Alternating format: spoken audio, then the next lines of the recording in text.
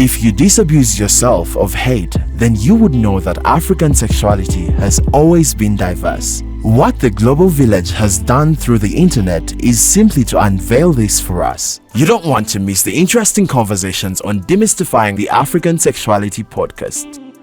The DAS Podcast. Alright, welcome to part 2 of the DAS podcast, and today we are still talking about femininity and masculinity. In other words, the Gaydar matrix. Now, we still have Guy and Sanie over here. Now, let me find out from you all, what are some of the stereotypes and misconceptions related to femininity and masculinity towards sexual orientation? What are some of those stereotypes that you can, just point out for someone listening and watching? I think for starters, the biggest one that has caused a lot of problems for the community really is the idea that everyone thinks we are sex predators and pedophiles, and I find that far-fetched because of several reasons, really. This is not what everyone else is, thinking when they get into any of this. Granted, yes, there are some people who, as usual, will be divergent or different and venture into such things. But even when you look at the statistics, it's really not something that, these people do. But there's several misconceptions, people being incapable of having long-time relationships, they're promiscuous, the tone in which you speak, the pitch, soprano, not soprano, bass, that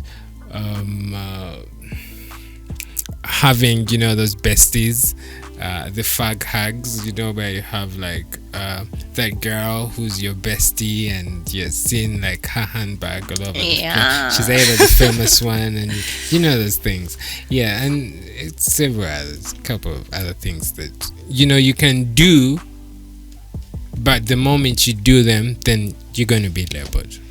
I think for me the biggest stereotype is that people do not know how to separate gender expression from sexual orientation. For example, not every tomboy is a stud. A stud is a lesbian who's presenting as masculine, and some studs are not trans men.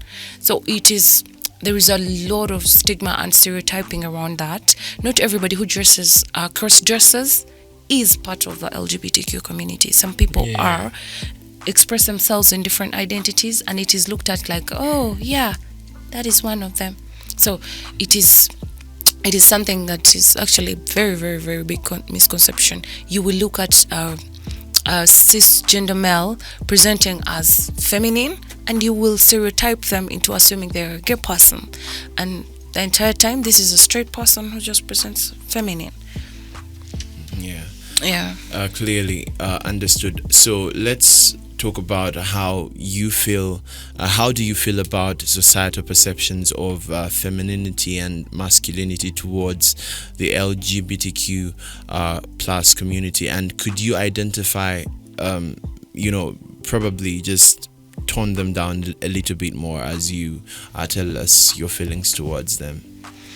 The feeling of being stereotype is a little bit stigmatizing. For example, somebody assuming that boys having many girls as their friend, or girls having many male friends. Sometimes with the girls, they will be looked at as prostitutes. Loose, yeah.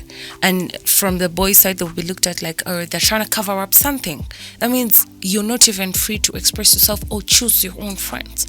So yeah, it puts you in a limited position of what you can and what you cannot do. And sometimes everybody should have the right to express themselves freely in the most comfortable way, as long as you're not hurting anyone. Yeah. I believe the fact for me that society already considers these people as a threat is something that really doesn't sit well with me. Because the moment you're labeled as, homosexual, gay, it kind of feels like failed masculinity. So you're already worried about failing society, and then you're labeled,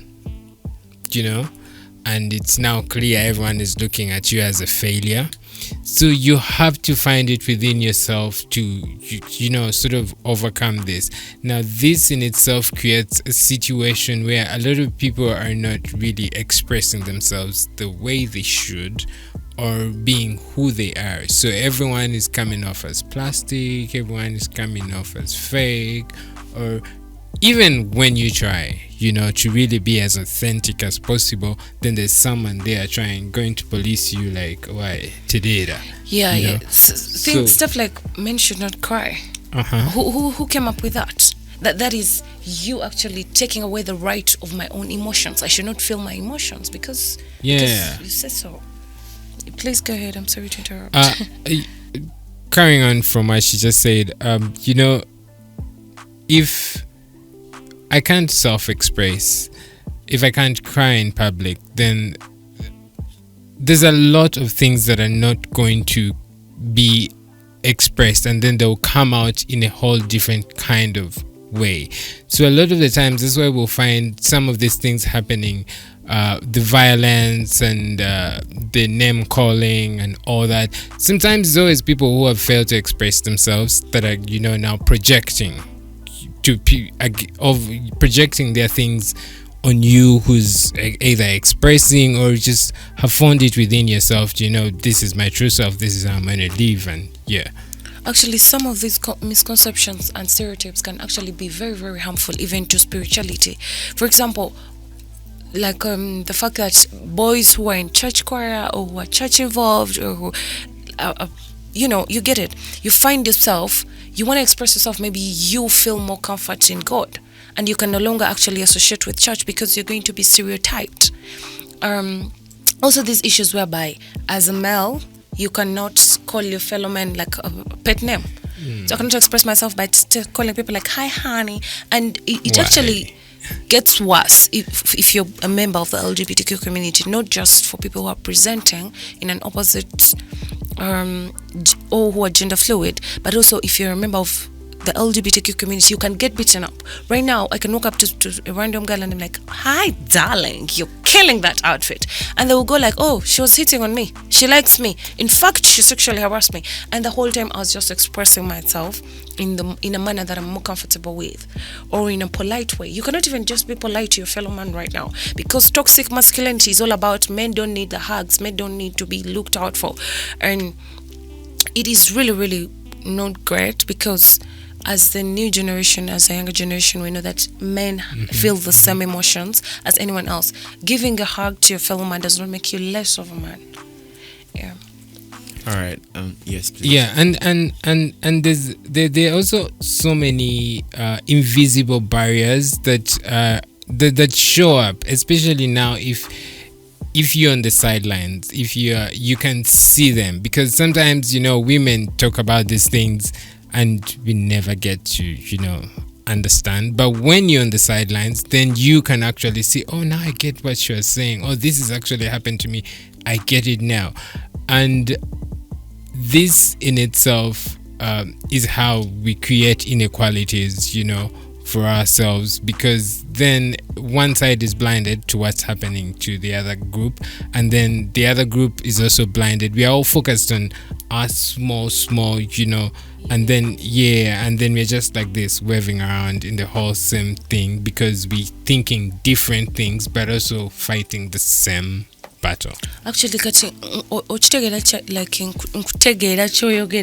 like if you're teaching the women to be empowered and more outspoken, and you're leaving the male gender behind, no one is telling them what we are being empowered about, so we are just gonna carry anger back home, and that is where the toxic is coming from, actually, until when it starts happening to them and they're like, oh wait, this is what the women were saying we should look at, this is bothering them. Yeah, and you know, like the whole understanding of male and female has been so punched into us that even if an empowered woman comes to me, I can still talk shit to her, and for a few seconds or even for a whole minute, she'll believe me when I'm telling her she's nothing. I can't kill her, I can't do away with her, you know, because at the back of her mind, that's thing is there. The society has assured her she is less than, and you find Gasina Nabunyama, I'm just there scaring her, and for some strange reason she'll believe. So yeah, and the expression whereby, you know, where feminine presenting males have been termed as gay because they're associating more with the ladies, because the ladies started feeling safe with them, and some of them they're not LGBTQ members, they're not members of the community, they're just good men, empowered, and they know a lot about it. So they have, and this stereotype about excessive partying and drugs and sex, that's just a stereotype. And and gay people have a lot of money. You look at the trans people and you're assuming they have a lot of money, and because they're in the movement, or because they're transitioned, or because they present differently, all those are just stereotypes that are toxic and are creating, they're not bridging gaps between each other, they're creating spaces. You get it? Yeah. Unsafe spaces. Unsafe spaces. Yeah. That's the word. Now, earlier on in part one, we hinted on a very important factor, which is self-acceptance. Now I want you to relate it and connect it to the last question that we have in part two. Does the society have a responsibility of guarding the femininity and masculinity of its members? And as an individual, how can somebody accept themselves more, have the self-acceptance for their masculinity or femininity in a way? I do believe that all genders are not equal. I believe that in terms of what I can do, in terms of what you can do. I believe in equity, not equality. I believe that different people should be given the same opportunities. I'm not saying that women or femme boys or studs can do what a man can do. No, I want society to actually keep looking at the people the way they used to, with a little bit more respect and consideration. In fact, consideration. Consider that just because somebody is cross-dressed, it's not making them a man. She's still identifying as a she, so it needs to be respected. Okay, I think there should be more equity than equality. Yeah. For me, it's a very yes or no answer for me, because yes, we all need protection. We all need our rights preserved. We all need acceptance. We all need recognition. And then the no really is, how do I put it?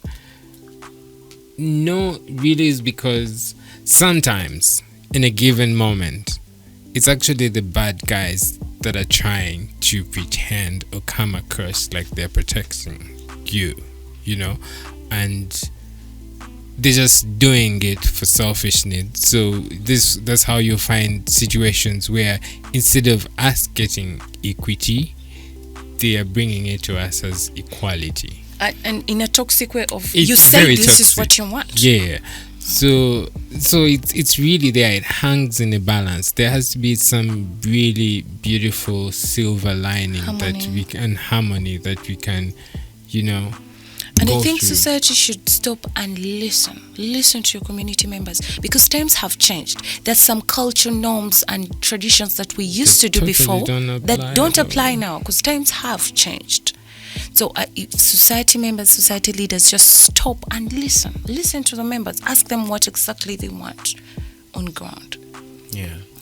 All right, that has been part 2 of the DAS podcast, and wait and watch out for part 3. You don't want to miss the interesting conversations on Demystifying the African Sexuality podcast. The DAS podcast.